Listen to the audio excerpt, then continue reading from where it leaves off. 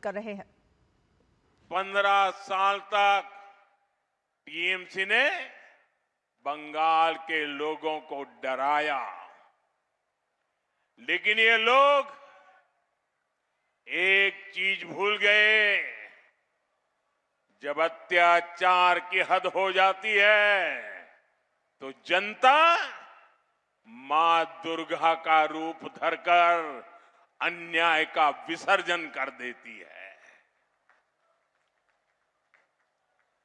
आज बंगाल के हर बूथ पर उमड़ता जन सैलाब कह रहा है, भय आउट, भय भय भय, भरोसा भरोसा भरोसा, बीजेपी को वोट दें, बीजेपी को साथियों, 15 साल पहले आपने बहुत भरोसा करके यहां टीएमसी की सरकार बनाई थी। आप वहीं रुकिए बहन, आप वहां रुकिए। नहीं, ऐसा नहीं करते। आपके आशीर्वाद के लिए मैं आपका बहुत आभारी हूं। आप वहीं रुकिए। साथियों, देखते ही देखते वो निर्मम सरकार में बदल गई।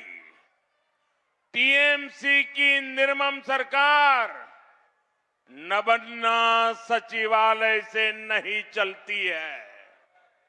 इस सरकार को या तो गुंडे और मस्तान चलाते हैं या फिर हाई कोर्ट और सुप्रीम कोर्ट के आदेश के बाद सरकार हरकत में आती है।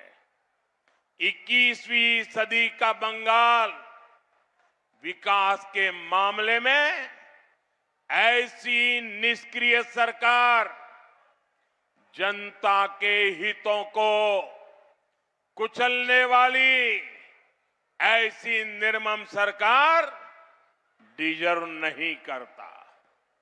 बंगाल को ऐसी सरकार चाहिए जो उसके सामर्थ्य के साथ न्याय कर सके, जो बंगाल के लोगों के सपने पूरे कर सके, और ये काम बीजेपी की सरकार ही कर सकती है। साथियों, टीएमसी सरकार ने यहां अपने कुकर्मों से बंगाल की जनता का भरोसा खो दिया है। इसलिए लोग आए दिन कोर्ट कचहरी जाने के लिए मजबूर है। मेरे पास इसके एक नहीं अनेक उदाहरण है। आप शिक्षक भर्ती घोटाले का मामला लीजिए। टीएमसी के मंत्रियों ने भर्ती लूट ली, हजारों युवाओं को बर्बाद कर दिया। संवेदनशील सरकार होती तो ईमानदारी से जांच करती, लेकिन कोर्ट को इसमें जांच के आदेश देने पड़े। यानी टीएमसी की सरकार, उसकी विश्वसनीयता शून्य है, शून्य। साथियों, एक और उदाहरण 2023 के पंचायत चुनाव का है। हर राज्य में पंचायत चुनाव राज्य सरकारें कराती है। सुरक्षा का जिम्मा उन्हीं का होता है, लेकिन कोर्ट को लगा कि टीएमसी सरकार सुरक्षा नहीं दे सकती, इसलिए कोर्ट ने पंचायत चुनाव के लिए भी केंद्रीय बलों को लगाने का आदेश दिया। यानी टीएमसी की क्रेडिबिलिटी जीरो है। साथियों, एक और उदाहरण संदेश खाली की जांच का है। इसमें भी कोर्ट ने टीएमसी सरकार पर सवाल उठाए।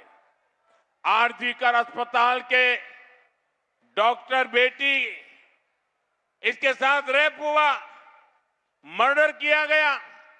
किसी को भी टीएमसी सरकार की जांच पर भरोसा नहीं था।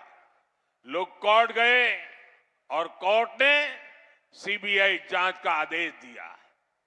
वीरभूम में लोगों को जिंदा जलाने का मामला हो, 2021 विधानसभा चुनाव के बाद हुई हिंसा की जांच हो, ऐसे कई सारे केस में आप सबके सामने रख सकता हूं, जहां कोर्ट ने टीएमसी सरकार की मंशा को एक्सपोज किया है।